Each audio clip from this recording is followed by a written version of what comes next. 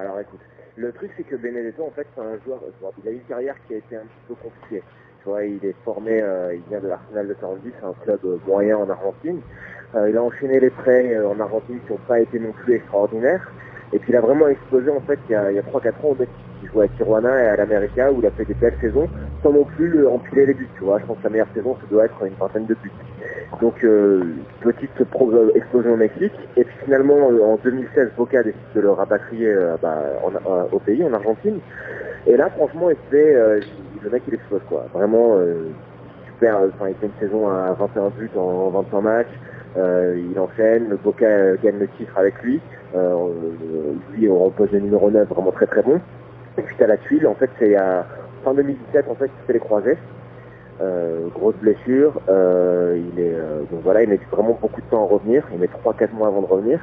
Tu sens que le mec il est pas physiquement, c'est normal, tu vois, enfin pour une blessure comme ça en général c'est 6 mois.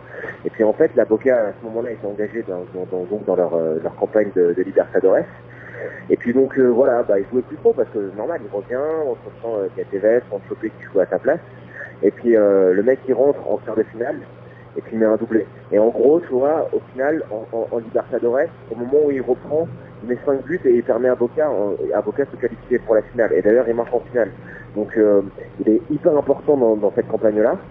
Ce qui était assez exceptionnel, c'est que les matchs de Copa Libertadores, franchement, il y a une pression de malade. Si tu comptes Boca Juniors, que tu comptes un club brésilien, t'as une pression de fou furieux. Et ce qui est très fort chez lui, c'est d'être arrivé à revenir comme ça en étant à 10% physiquement et être décisif dans des matchs coup près.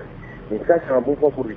Après, dans le jeu, franchement, c'est un très bon joueur. Moi, ça fait 2-3 ans que dans l'affaire, parfois on fait un peu des mercato fantasy. Moi, je le mets au top des listes des numéros 9 que je voudrais voir à Marseille. Parce que c'est un joueur qui est très bon techniquement, qui est très fort techniquement, qui fait bien jouer les autres, qui a un certain panache, qui a beaucoup de grinta, et puis surtout, comme je l'ai expliqué, là, qui a un gros mental. Alors après, le seul souci, c'est que là, très franchement, il sort il il marche beaucoup, mais ses qualités, les a pas perdues. Et il me fait un peu penser, là, j'ai mis sur Twitter, il me fait un peu penser à Radamel Falcao avant qu'il parte qu'il vienne en Europe. Alors bon, Falcao, quand il vient à Porto, il est beaucoup plus jeune, mais c'est un joueur qui, très franchement, avant qu'il sorte de signe, il y a plein de gens qui le pensaient perdu pour le football, quoi. Il s'est les croisés 2 fois, le mec avait pris 10 kilos, il était à la ramasse. Et Benedetto, pour moi, c'est un peu un joueur qui est dans cette situation-là.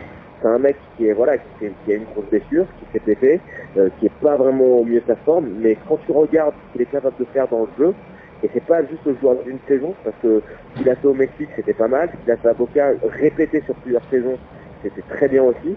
Et tu te dis que si tu arrives à l'avoir pour moins d'une quinzaine de millions d'euros, ça vaut le coup c'est un pari qui vaut le coup d'être tenté.